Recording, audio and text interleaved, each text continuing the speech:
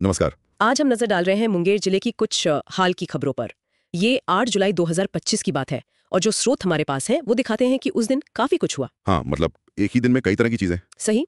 कहीं पुलिस मुठभेड़ हुई, कहीं शराब पकड़ी गई, तो कहीं वोटर अवेयरनेस का अभियान भी चला। तो आज कोशिश यही रहेगी कि इन अलग अलग घटनाओं को थोड़ा जोड़ कर देखें। बिल्कुल, एक ही दिन में इतनी अलग अलग चीजें, कानून व्यवस्था की चुनौतियां भी, फिर नागरिकों से जुड़ाव की कोशिशें भी और रोजमर्रा के काम भी। देखना दिलचस्प होगा कि ये सब मिलकर उस दिन की क्या तस्वीर बनाते हैं। तो चलिए सबसे सनसनीखेज खबर से शुरू करते हैं शायद। वो पुलिस और नक्सलियों के बीच जो मुठभेड़ हुई। हाँ हाँ, सूत्रों में जैसे बताया गया है, मुंगेर का वो राजसराय इलाका है, वहाँ एसटीएफ मतलब स्पेशल टास्क फोर्स ने एक ठिकाने पर छापा मारा अच्छा। और वहाँ फिर काफी गोलीबारी हुई। सुनने में आया कि सुरेश कोड़ा नाम का एक नक्सली नेता जख्मी भी हुआ, पर वो और उसके साथी भाग गए। भाग निकले। हाँ, अब इलाके की घेराबंदी करके तलाश चल रही है, ऐसा कहा जा रहा है। इसमें जो बात ध्यान देने वाली है वो यही है कि मुठभेड़ तो हुई, लेकिन मुख्य आरोपी जैसा आप कह रहे हैं वो फरार हो गए। हाँ, ये असल में दिखाता है कि सुरक्षा बलों के लिए ये चुनौती कितनी लगातार बनी रहती है, खासकर ऐसे इलाकों में जहां तरीफी थोड़ी मुश्किल होती है, छिपने के रास्ते होते हैं। सही कहा, ये चुनौतियां तो हैं ही।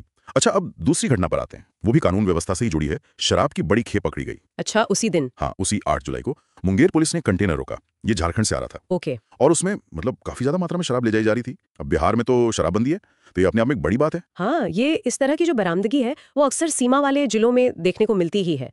ये एक तरह से दिखाती है कि कैसे संगठित अपराध और जो एनफोर्समेंट एजेंसियां हैं उनके बीच एक लगातार खींचतान चलती है। मतलब एक तरफ से ये तस्करी रुक नहीं रही है। बिल्कुल, और ये सिर्फ शराब की बात नहीं है, ये एक पूरे नेटवर्क का संकेत होता है। सही। अच्छा, तो ये अपराध वाली खबरों के बीच एक थोड़ी अलग सकारात्मक गतिविधि भी हुई। क्या चीज?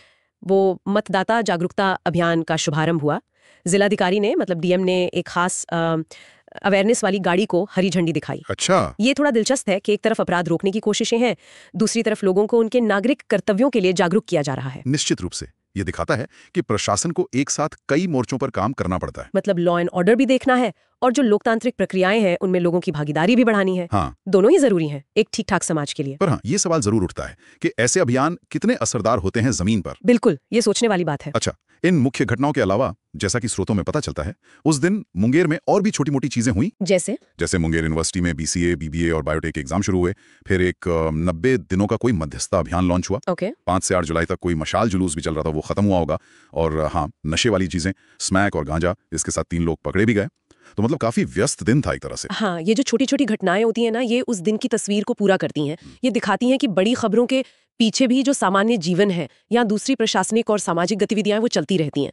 बिल्कुल, सिर्फ हेडलाइन ही सब कुछ नहीं होती। तो कुल मिलाकर देखें तो 8 जुलाई का दिन मुंगेर के लिए संघर्ष भी था, अपराध पर नकेल कसने की कोशिश भी, नागरिक जागरूकता भी और रोजमर्रा की घटनाएं भी। मतलब क्या समझें इस सबका? अगर हम इसे थोड़ा बड़ी तस्वीर में रखकर देखें तो एक जिले की ये जो अलग अलग घटनाएं हैं ये अक्सर जो बड़े क्षेत्रीय या राष्ट्रीय मुद्दे होते हैं उन्हीं का एक छोटा सा प्रतिबिंब होती हैं। जैसे सुरक्षा चुनौतियां हैं या शासन के अपने प्रयास हैं, नीतियां हैं जैसे शराबबंदी, या फिर सामाजिक चिंताएं हैं, ये सब कहीं ना कहीं दिख जाता है। यहाँ पर एक गहरा सवाल ये भी उठता है सोचने के लिए कि किसी एक जगह पर एक ही दिन में ये जो इतनी अलग अलग तरह की घटनाएं हो रही हैं, मुठभेड़ से लेकर मतदाता अभियान तक, ये वहां के आम लोगों की रोज की जिंदगी को, उनकी सोच को कैसे असर डालती होंगी। हाँ, ये बात तो है। और क्या इन घटनाओं में जो ऊपर से देखने में बिल्कुल अलग लगती हैं, क्या इनके बीच कोई ऐसा अनदेखा कनेक्शन, कोई संबंध हो सकता है जिसे हम पहली नजर में पकड़ नहीं पाते? ये सोचने वाली बात है। हाँ।